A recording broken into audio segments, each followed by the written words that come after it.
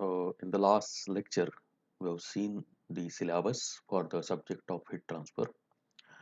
In the syllabus, the first unit, the first part is to identify the modes of heat transfer and understand the governing equations for the same.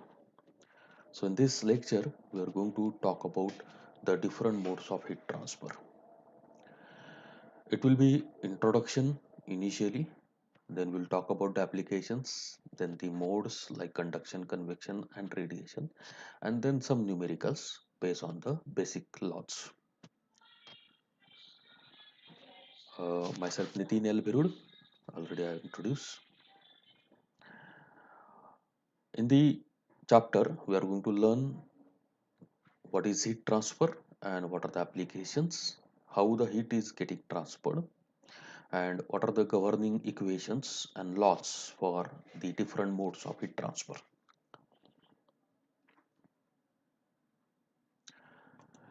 Heat and heat transfer. So, thermal energy in the is a form of energy created by motion of atoms and molecules. The thermal energy is associated with translation, rotation, and vibration of the and electronic states of the atoms. So, that is what is called as thermal energy. It is generated because of the translation, rotation, and vibrations of the atoms. It represents the cumulative effect of microscopic activities and is directly linked to the temperature of the matter. So, when we are saying that higher temperature means higher thermal energy stored, lower temperature means lower thermal energy stored. So, thermal energy storage can be measured in the terms of temperature. Heat is a thermal energy in transition. Transition means when it is crossing the boundaries of the system. And why it is crossing the boundaries of the system? It is because of the presence of the temperature difference. So whenever there is a temperature difference in between a system and a surrounding or in between system itself, then because of the difference in the temperature, thermal energy will transfer from one place to the another place in order to achieve a thermal equilibrium, and that transfer is termed as heat transfer.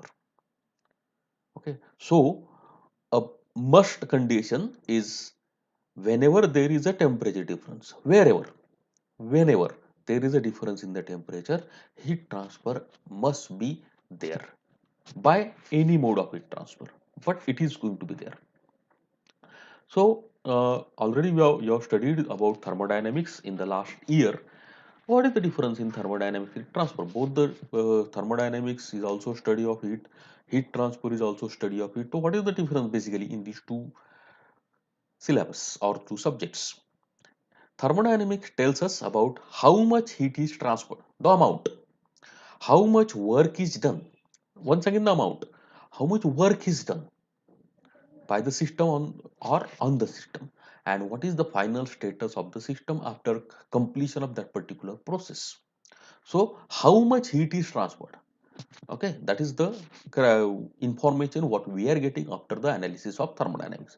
Whereas on the other side, when you are trying to achieve heat transfer, how the heat transfer is achieved, by which mode.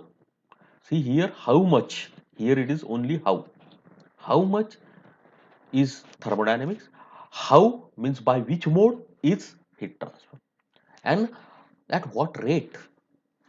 Amount is obtained here, but at what rate it is getting transferred with respect to time, and how the temperature variation is there inside the body during that heat transfer process. So all these answers, that how, what rate, and what is going to be the temperature difference, all these answers we are going to get through the study of this subject called as heat transfer. Basically, heat transfer and thermodynamics are complementing each other. Thermodynamics is giving us how much heat is transferred, heat transfer is giving at what rate and by which mode it is getting transferred. So information obtained in thermodynamic analysis is useful for heat transfer analysis. Information obtained for from heat transfer analysis is equally valuable for a thermodynamics analysis. So that's why they are said to be complementing each other. Then let us see some example of heat transfer. Heat always move from warmer place to the cooler place, that is higher temperature to lower temperature. Hot objects in a cooler room will cool to the room temperature. This is your general observation. Cold objects in a warmer room will heat up to the room temperature. This is another general observation. This is happening because of the process of heat transfer. So, see, there are some common examples. That is, hot water is getting boiled into this pot. Then the hot air is rising up. It is replacing by the cold air because of the movement of the density difference, which is created by the temperature difference. And what is this is a picture of a refrigerator. See, we are keeping the items which are to be cooled in the refrigerator, and because of the density difference, there is flow of the air within the refrigerator, which is creating the cooling effect. So this is because of the heat transfer. So where this heat transfer is used, what are the applications? There are many applications, many areas. Almost all the areas are covered under this subject heat transfer. Let us see it. So you can see this is the tree which is showing the application areas like say transportation, then electronics, household applications, then environmental applications, farm and fishery applications, energy sectors and industry. So if you summarize all these applications in a common thing, you can find that energy heat transfer is used in energy production systems like steam power plant, solar energy convergence. It is used in refrigeration and conditioning because of the use of condensers and evaporators, wherein the heat transfer is taking place.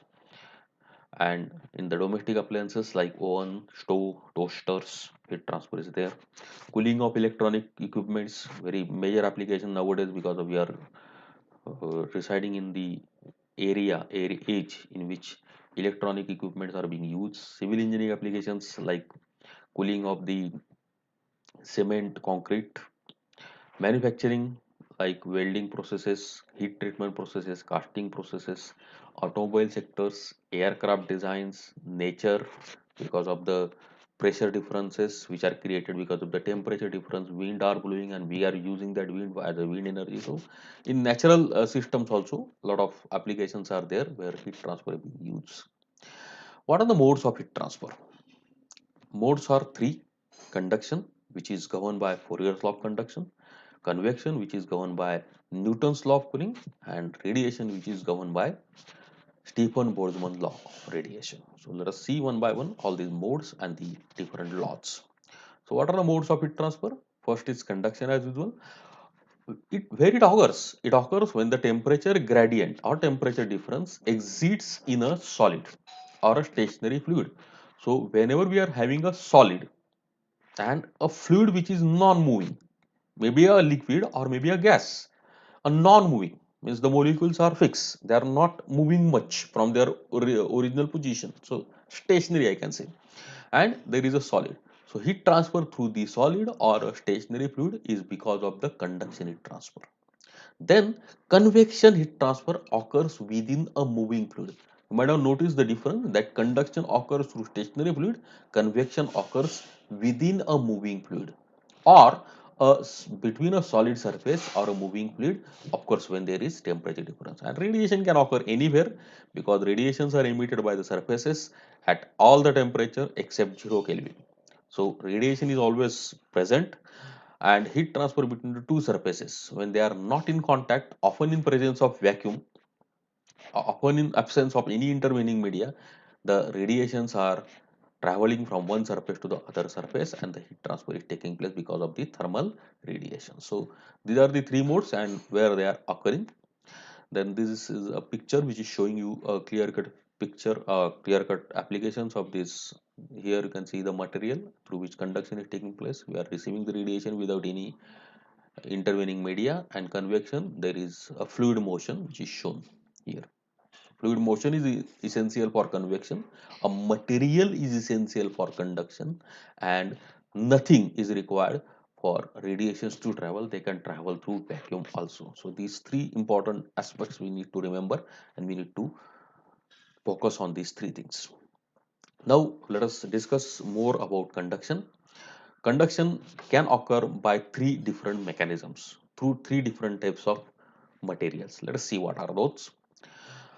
Energy transfer across the system boundary due to the temperature difference is because of collision between the molecules.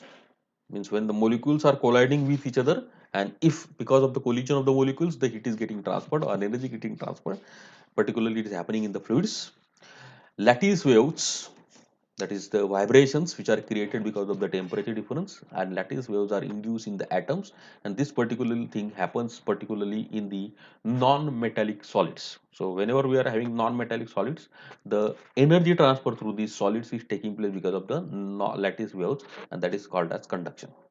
And translation motion of the free electrons, in case of metals there may be presence of the free electrons, and the free electrons can move from their position because of their temperatures, and like the electricity flow, heat transfer, heat can also flow because of the presence of the free electrons. So it is happening in the metallic solid. So there are three different mechanisms.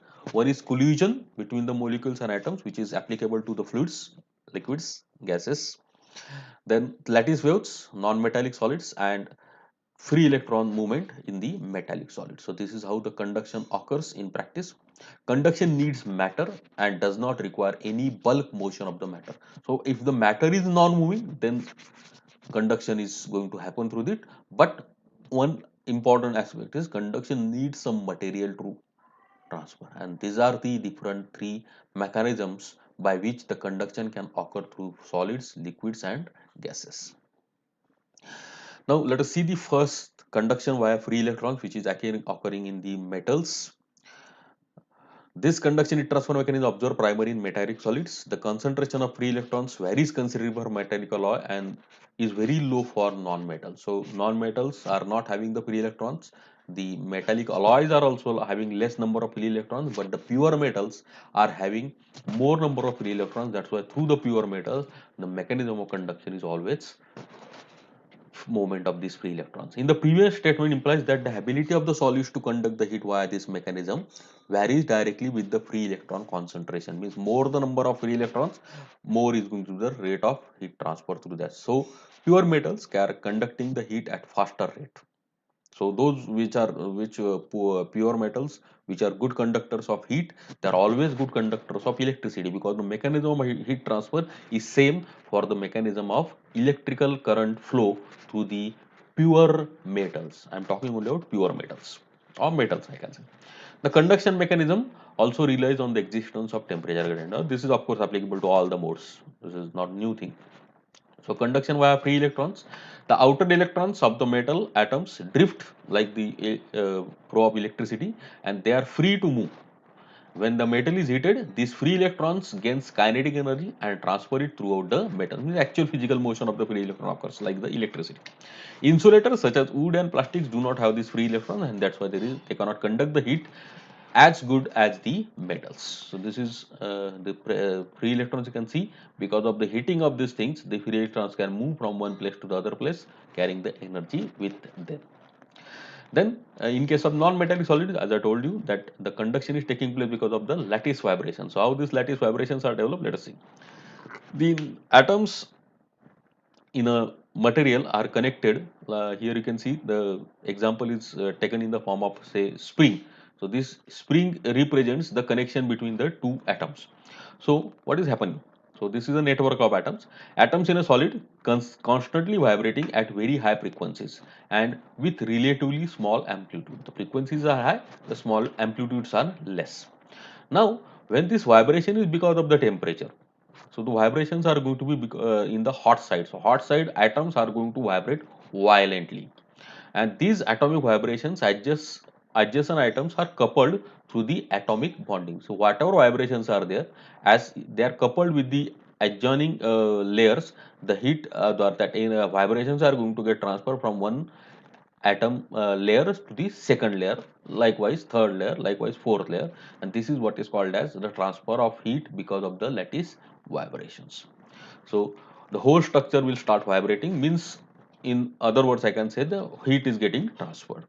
So these vibrations are coordinated in such a way that the traveling of lattice waves are produced, and this is what is called as heat transfer by conduction in non-metallic solids.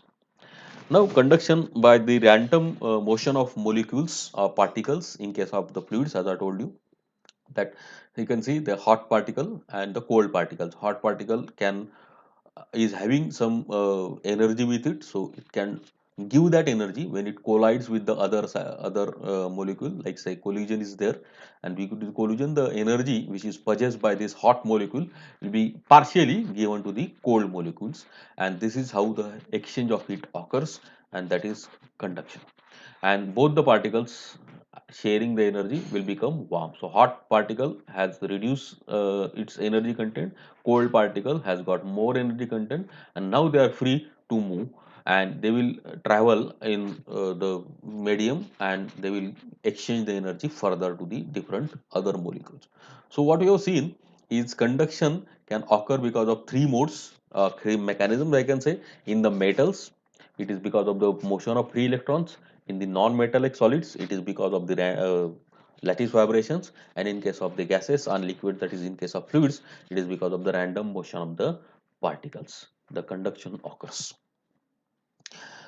There is a very important fun fact we can say. You might have touched wood and a metal. So if you touch them, you might have seen that the metal feels cooler compared to wood.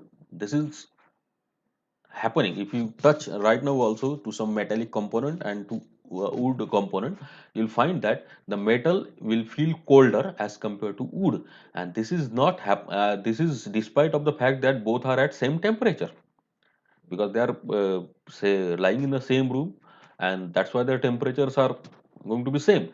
But why we are feeling it? Because the metal is a good conductor of heat, and when we are touching the metal, metal conducts the heat away from our hands at a faster rate, and that's why we feel it, that it is colder, while comparatively slower heat transfer occurs from the wood to our hands, and that's why it feels warmer than the metal. So this is very important thing which you might have noticed.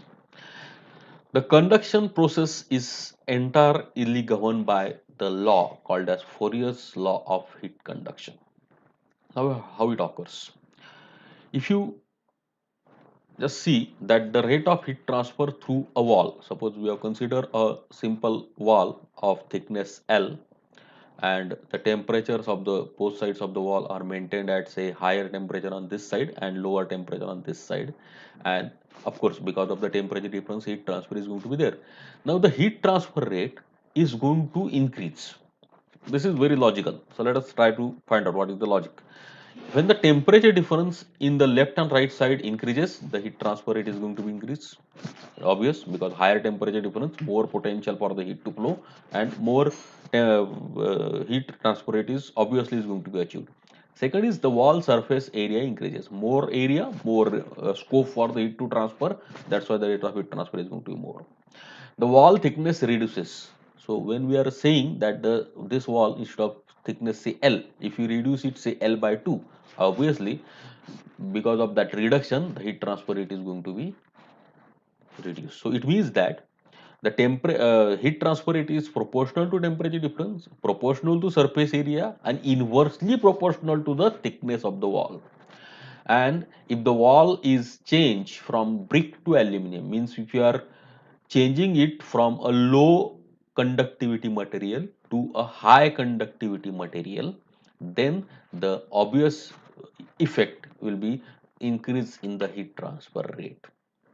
And if you measure the temperature of the wall from left and right and plot the temperature variation with the wall thickness, we may get a graph like this.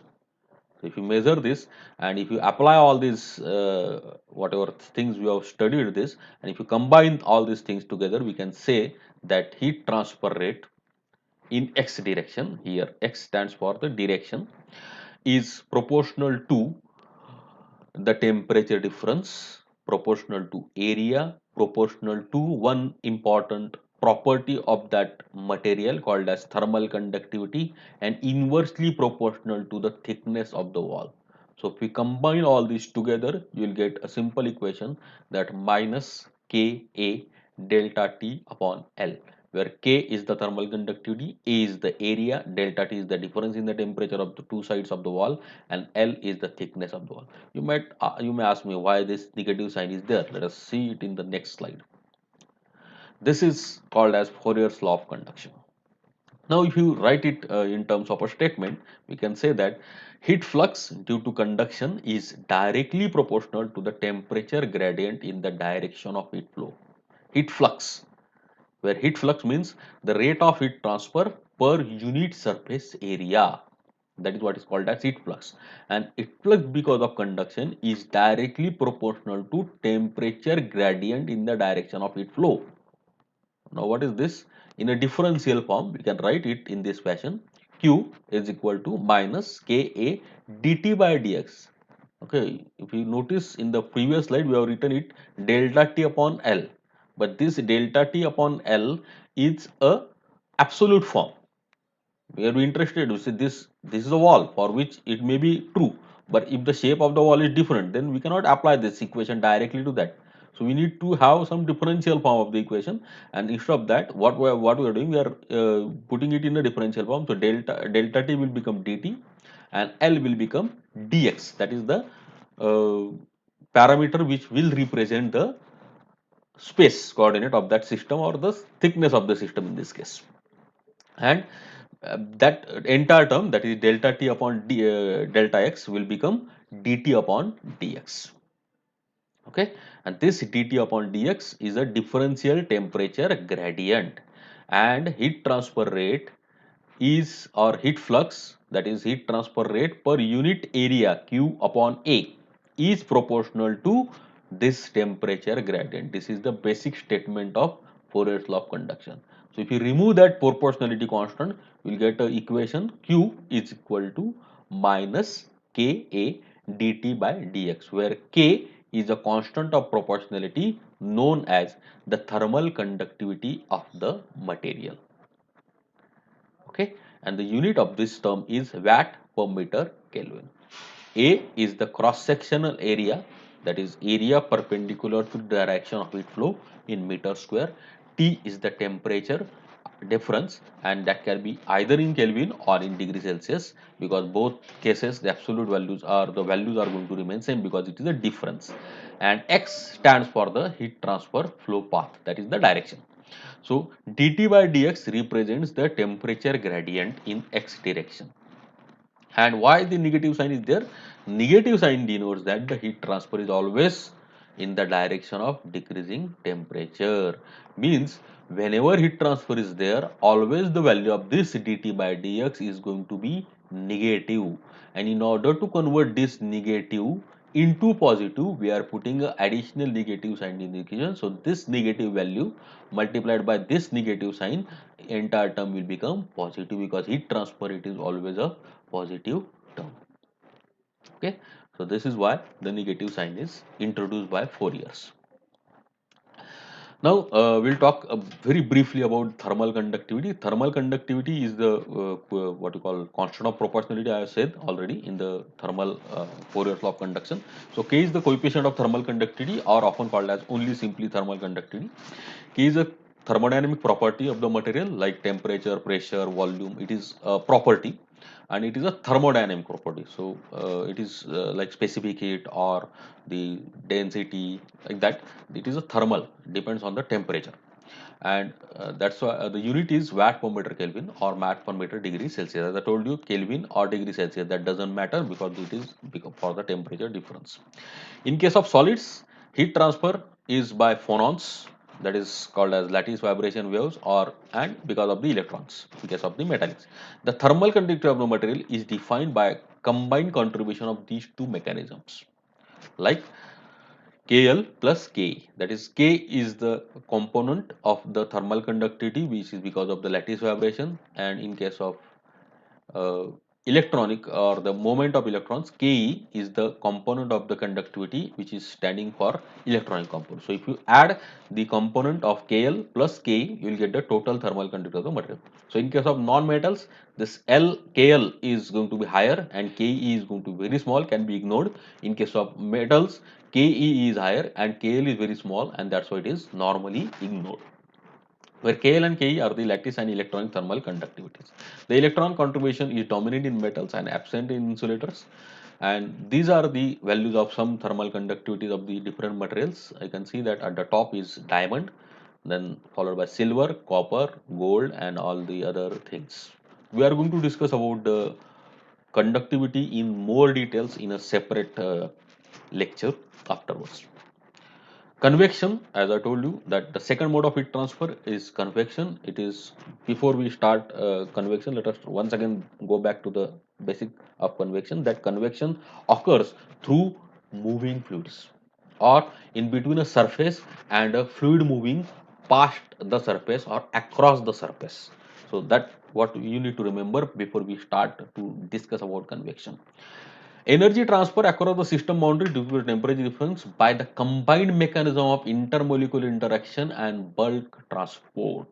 That is, some intermolecular interaction means, in other words, I can say conduction and the movement of the molecule. So both the things are involved when we are talking about convection. Convection involves conduction. Why? That we are going to discuss when we'll actually learn the convection process in detail. Right now, just remember that convection occurs because of the combined mechanism of intermolecular interaction and bulk transport. Convection needs the fluid matter. Actually, convection occurs through the fluids. Convection cannot occur through the solids because the molecules of the solids are non-moving. They are fixed in their position, so there is no question of any convection through the solids. Convection can occur only through fluids, that is gases and liquids. And you can see that a fluid is moving past this surface. There is a flat plate, and the temperature of the flat plate is maintained at temperature Ts. The fluid is moving and the fluid temperature is say T infinity. And if there is difference in these two temperature, some heat is going to transfer from the fluid to the surface or from the surface to the fluid depending upon which temperature is higher. This shows, this Q double dash shows the convective heat flux, that is the convective rate of heat transfer per unit surface area. So energy transferred because of diffusion, that is conduction, plus the bulk motion of the fluid. Once again, I am telling you that why this diffusion and bulk fluid of motion is responsible for convection. We'll see the details when we talk actually the convection units, that is unit number 4.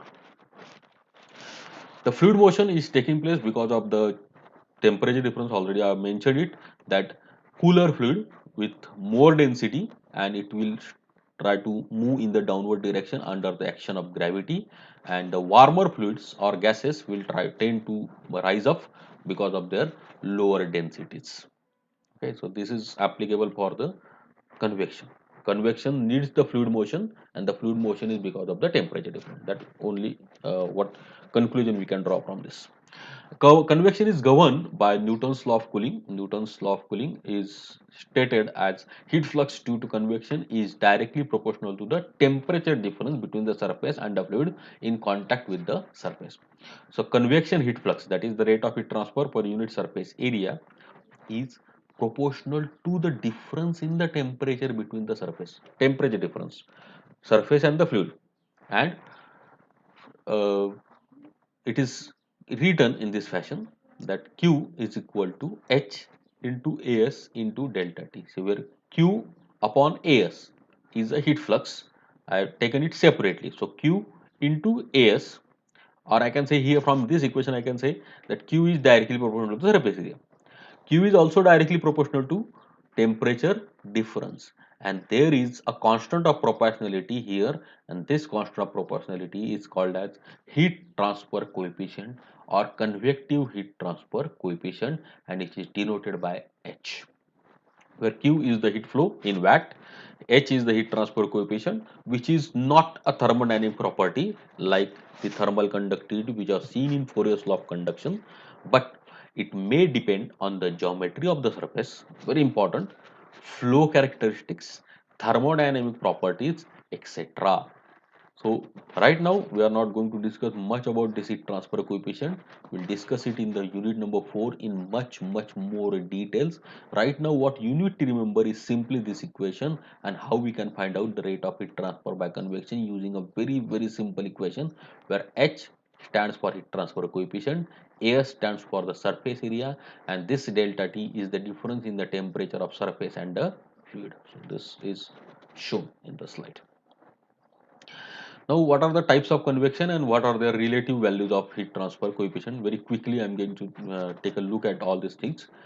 Uh, Types of convections are free convection and natural convection, that is, or natural convection, that is, the fluid movement is taking place because of the buoyancy forces, that is natural force. Normally, the movement is slow, and that's why the heat transfer coefficient is also slow, and that's why you can see that the values are from 2 to 25 for gases, and for liquids are 50 to 100.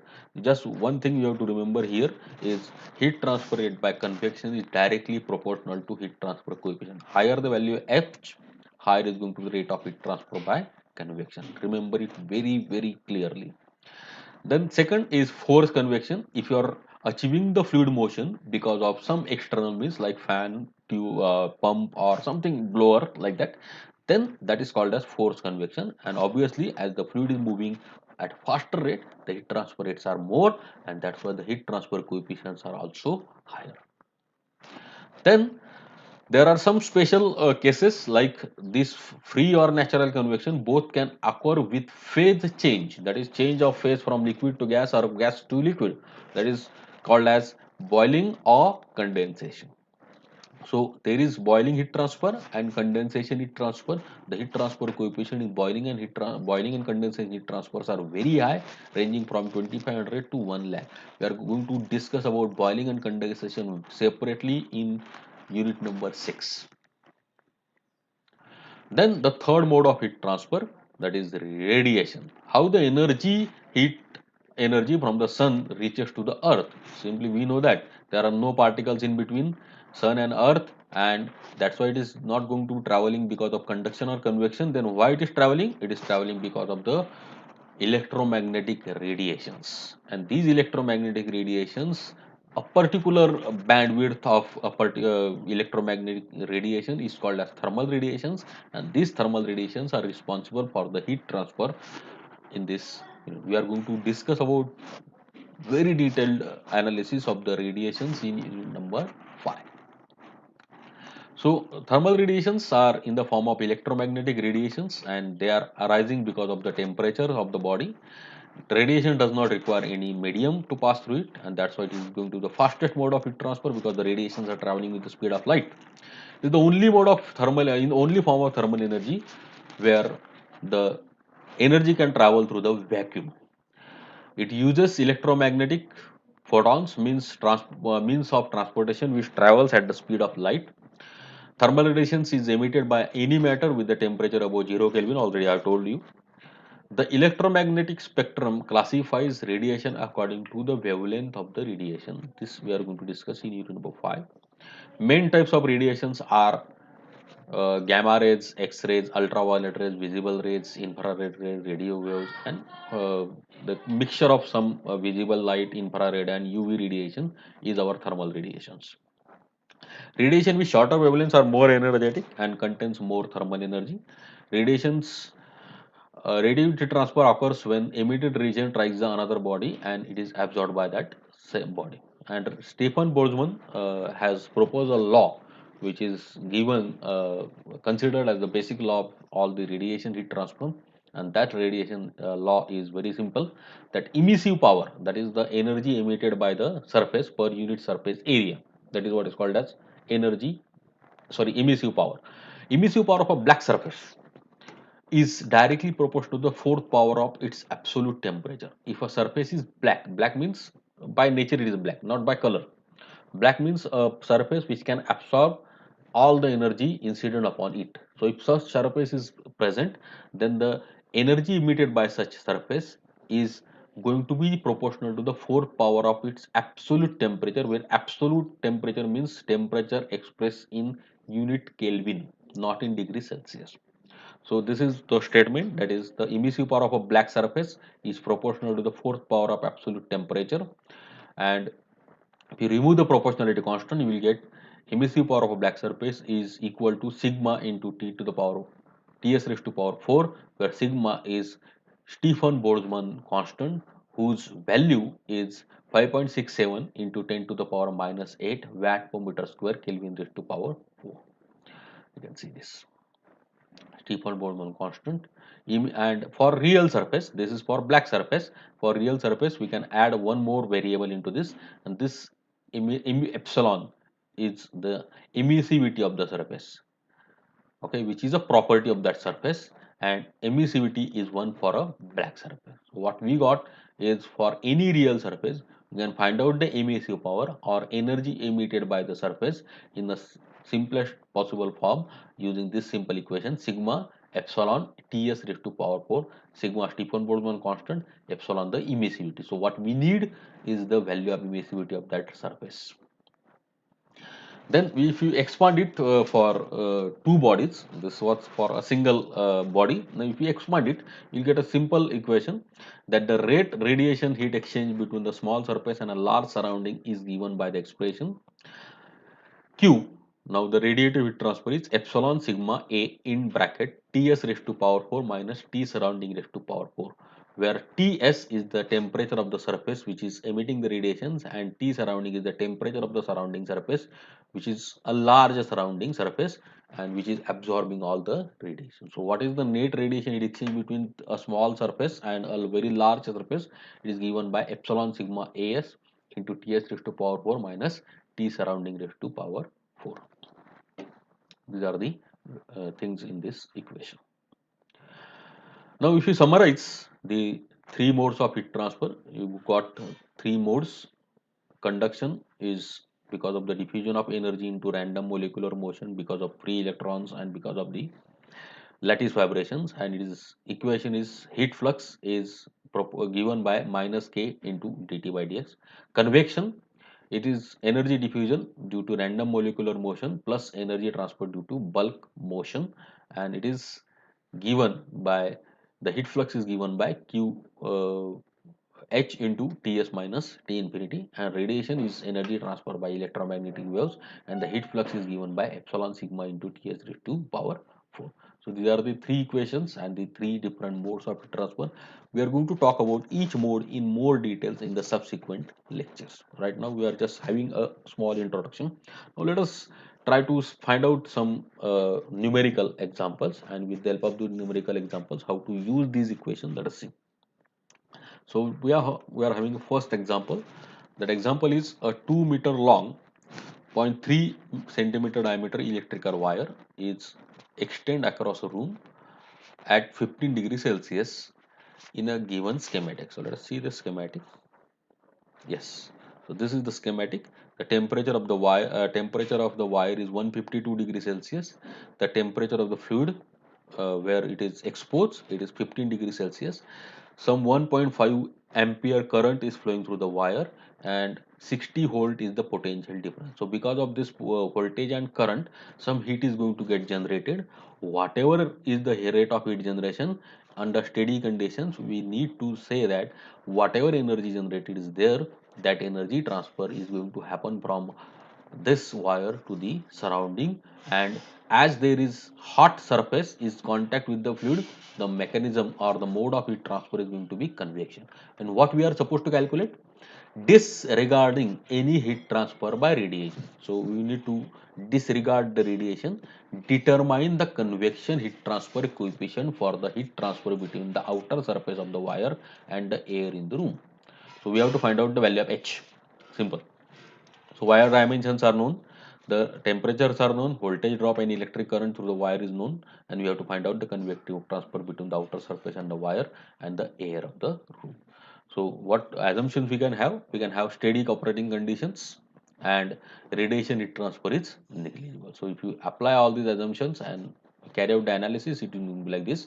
Under steady conditions, the rate of heat loss from the wire is equal to the rate of heat generation. Already I told you that whatever amount of energy which is getting generated, the same amount of energy has to be transferred in order to maintain the temperature at some steady values.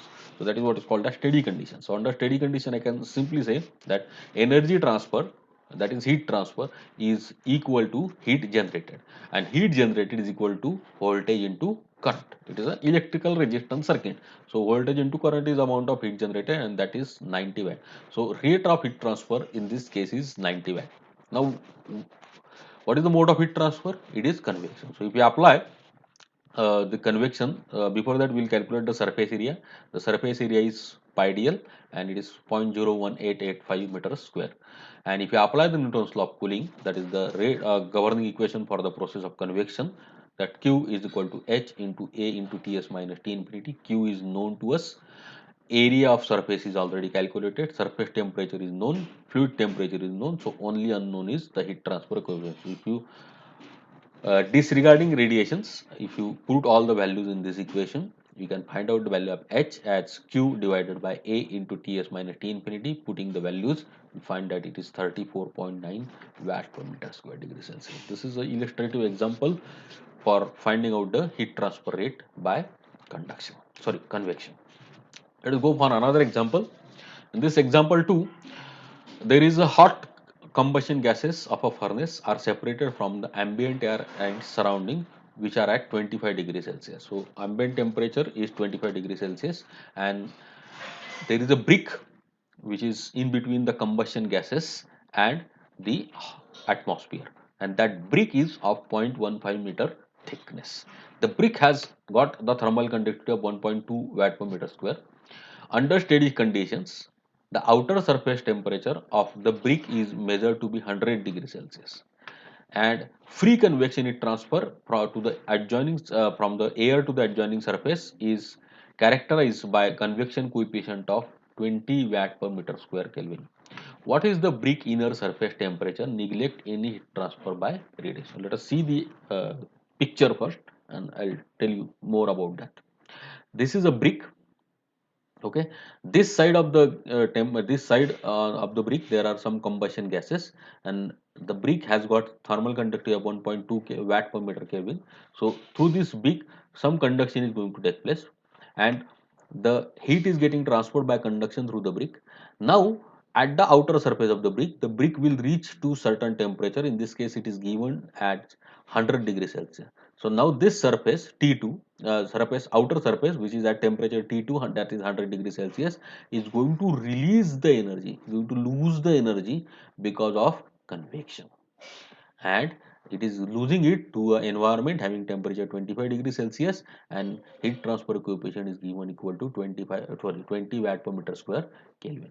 Now under this situation, if we apply the steady condition, in the steady condition, the heat flux by conduction through the wall must be equal to heat flux by convection at the outer surface. So knowing all the dimensions, we can simplify this equation in this simplify this problem in this fashion by using these assumptions like steady state conduction, one dimensional heat transfer, and radiation heat transfer is neglected. So using these assumptions, the inside surface temperature may be obtained by performing the energy balance at the outer surface. That is, under steady condition, the heat flux by conduction is equal to heat flux by convection. So energy coming in is equal to energy going out. In other words, the heat flux by conduction is equal to heat flux by convection. So heat flux of conduction minus heat flux of convection is always equal to 0 under steady conditions, of course, for this particular one. So if you put the values, the heat flux by conduction is given by Fourier's law of conduction, that is K T1 minus T2 divided by L. Heat flux by convection is given by Newton's law of cooling, that is H into T2 minus T infinity, surface temperature minus fluid temperature. So if you put the values in this equation, the only unknown is the value of T1, and that T1 can be calculated as 287.5. So this is another example which gives us the idea about use of the conduction and convection governing equation. So what we have learned this equation in this particular chapter or particular lecture is what is heat transfer and what are their applications, what are the different modes of heat transfer, and what are the governing equation for that. And we have seen two examples in order to give us more idea about the governing equation. Thank you. We'll continue with next lecture. In the next lecture, I'm going to discuss about the three-dimensional conduction equation. Thank you. Thank you very much.